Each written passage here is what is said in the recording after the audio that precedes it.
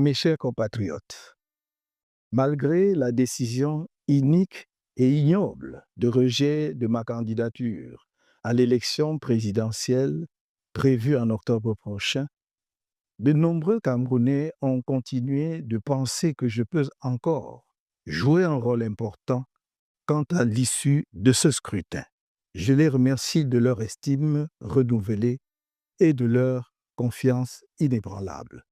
J'ai écouté leurs appels réitérés et me suis résolu à voir dans quelle mesure je pouvais y répondre au mieux, comme c'est toujours le cas lorsque l'intérêt supérieur et l'avenir de notre pays m'interpellent. C'est dans cet esprit que j'ai lancé le 16 septembre dernier un appel aux candidats de l'opposition en lice à l'élection en question. Je les exhortais à s'unir, idéalement derrière l'un d'entre eux, ou, à défaut, de former une coalition de plusieurs candidats de poids autour de l'un de ceux qui, parmi eux, ont une grande expérience politique et de la gestion de l'État, en l'occurrence, l'un des deux candidats originaires de la partie septentrionale du pays, sur la base d'une entente préalable entre ces derniers. Une telle démarche était, à mon sens, susceptible d'enclencher une dynamique populaire nationale. Elle aurait permis la mutualisation des efforts et d'éviter la dispersion des voix, rendant inéluctable la victoire du candidat porté par l'ensemble du peuple du changement, autant dire tout le peuple camerounais. Depuis cet appel, j'ai reçu et échangé avec 7 des 11 candidats de l'opposition, y compris les plus importants, ainsi que quelques personnalités de la société civile.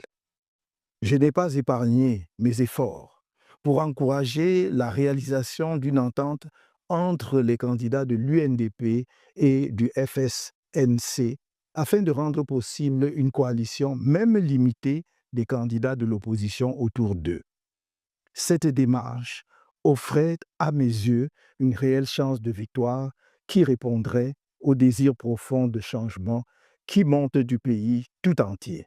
L'engagement tardif dans la course à la fonction de président de la République des deux candidats originaires du Grand Nord, que l'opinion semble considérer comme les candidats majeurs à l'élection à venir, ne leur a pas laissé le temps de préparation multiforme, indispensable pour espérer, l'un ou l'autre, créer tout seul une dynamique de victoire.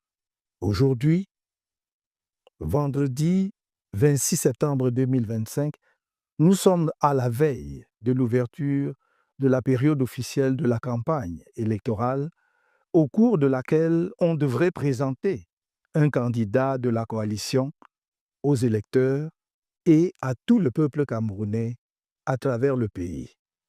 Expliquer sa mission, fixer son visage dans l'esprit des électeurs, surtout dans les zones rurales.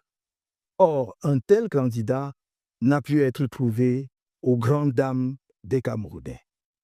Il y a donc lieu de faire le constat suivant.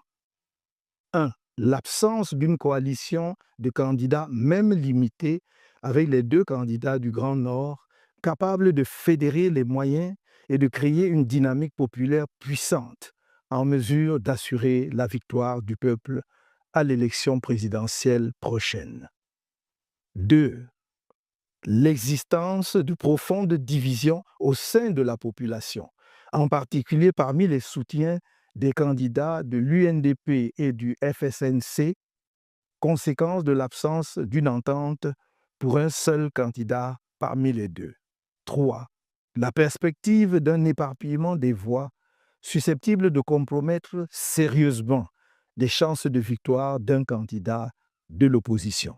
En conséquence de tout ce qui précède, nous, Maurice Kamto et l'Alliance politique pour le changement, APC, qui soutenait ma candidature, sommes parvenus à la conclusion qu'il convient de laisser à chaque électeur la responsabilité pleine et entière de voter librement, en son âme et conscience, pour le candidat de l'opposition de son choix lors de l'élection présidentielle prévue le 12 octobre 2025. Vive le Cameroun!